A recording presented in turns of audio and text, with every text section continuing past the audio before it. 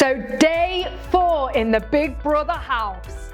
No, seriously guys, welcome to day 4, and I'm really impressed with all the amazing action that you've been taking so far.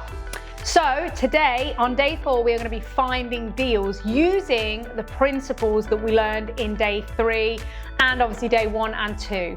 So based on the fact that you now have your outcome, your milestone goal, and now you know what the strategy is that's going to get you there, and now that you've chosen an area that you'd like to utilize for the strategy that you've chosen, we are going to take action based on all of the learnings that we've had. So I hope that you took action based on day 3. I hope you've made the calls to the agents, firmed up your area, and now you have an area. If you don't, make sure you go back, watch the video again, make sure you select an area, because we can't find deals if we don't have an area, right? So once you've chosen your area, we are now going to implement the Rightmove search based on the information that we have been given either by the agents or by utilizing the real life formula of the convenience strategy, or both.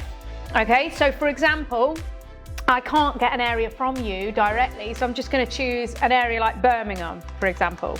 So what we're going to do here, and this is very simple, remember, because with Rightmove, in a lot of cases, you can simply write in Birmingham City Centre and it will bring up Birmingham City Centre like this. But in some cases where it doesn't have this function for the area that you're looking at, then you can, as I said, search for a shop or a main hotel or something that is in the city centre and utilise the postcode of that. So then we're going to search for sale, obviously. And then the search radius. Now for me, I'm going to look for a HMO property. So first of all, I'd like to search within 1 mile because I want the best convenience. Closer to the town centre, the more the demand will be, because environmentally health travel. A lot of people that rent HMOs don't have cars because it's about affordable living and things like that. So again, the more close you are to the convenience, the better.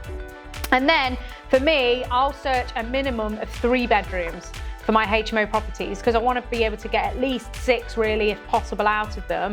So starting with about 3 bedrooms, 2 reception room kind of houses, this should be great.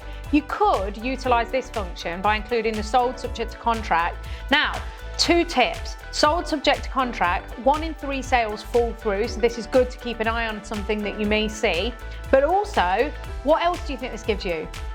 Yes, it shows you the comparables. So this is real properties in the area that you're searching that may have already sold or be under offer that you can then add to your sold price history for your valuation.